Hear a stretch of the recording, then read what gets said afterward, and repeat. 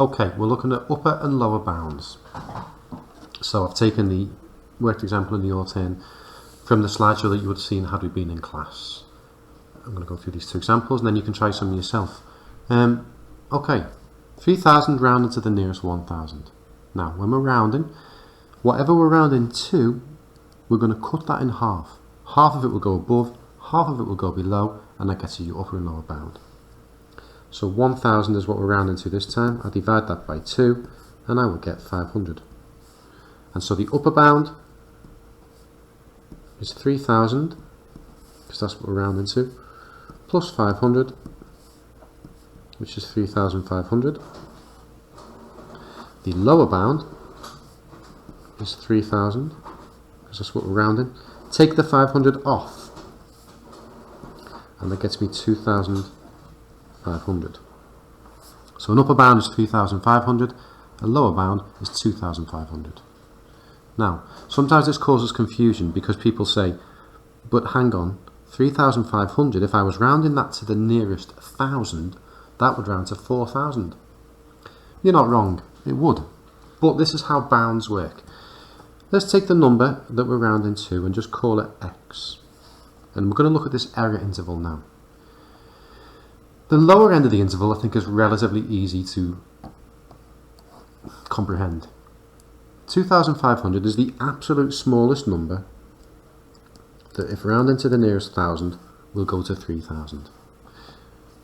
And so I'll use an inequality and I'll say that 2,500 is definitely less than or equal to x. In other words, if a number was smaller than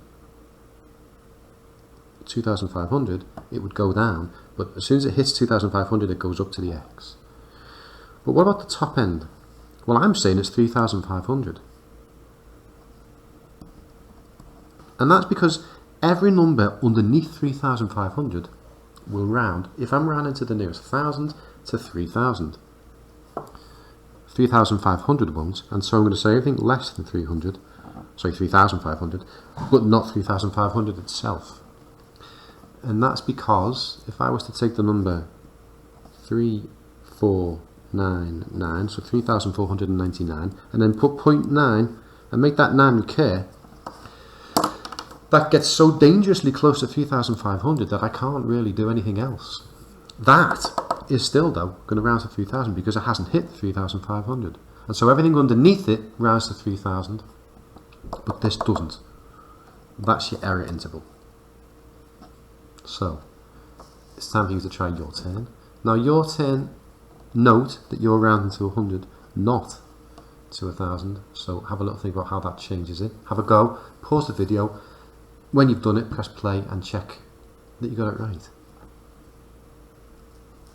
Okay, so, as I said, to the nearest 100, whatever you're rounding to, you halve, and half of 100 is 50. No problem there. An upper bound then would be 3,000, because that's what I'm trying to round, plus 50, which is 3,050. Simple enough. A lower bound would be 3,000, take off that 50, and that would give me 2,950. When I've got my upper and lower bounds, I can write them as an interval using my inequalities, and I will say that 2,950 is less than or equal to, I will use x, which is less than but not equal to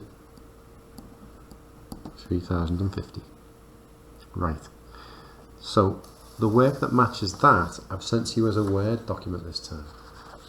And it's the top part of the sheet here, which I hope you can see. Now, it's up to you how you approach this. You can either, if you've got a printer at home, spot on, print it out and fill it in. If you haven't, copy it out and fill it in, and send me back a photograph of this.